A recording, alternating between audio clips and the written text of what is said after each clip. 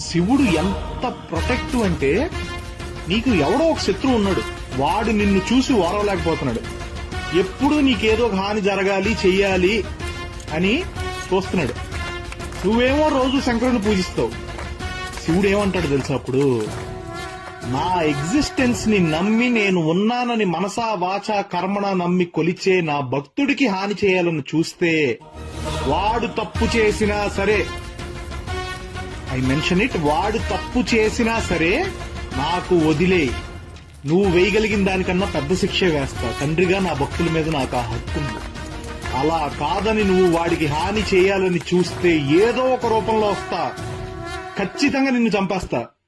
ఆ చంపడం కూడా అలా ఇలా కాదు, మళ్లీ ఇంకో జన్మెత్తాలి అన్నప్పుడు నీ ఒంట్లో ఆఖరి రక్తపు కణం కూడా బెదిరి చచ్చేలా చంపుతా అంటాడు శంకరుడు. అంత ప్రొటెక్టివ్ అండ్ అంత ప్రేమ భక్తులంటే. దానికి ఎగ్జాంపుల్ మార్కండేయుడు శివలింగాన్ని పట్టుకుని చంద్రశేఖర పాహిమాం చంద్రశేఖర రక్షమాం అని చంద్రశేఖర అష్టకం పాడితే ధర్మపత్నితో సహా కైలాసం నుంచి పరిగెత్తుకొచ్చి ఆయన చిరంజీవిని చేశాడు. పూర్వం అనేవాళ్ళు అంటారు, ఊరు వెళ్తుంటే అందరూ వచ్చేస్తే ఎలా, ఇంటికి కాపలా ఎవరయ్యా అనేవాళ్ళు. శంకరుణ్ణి త్రికరణ శుద్ధితో పూజిస్తే నీ ఇంటికి నీ 7 తరాలకు ఆయనే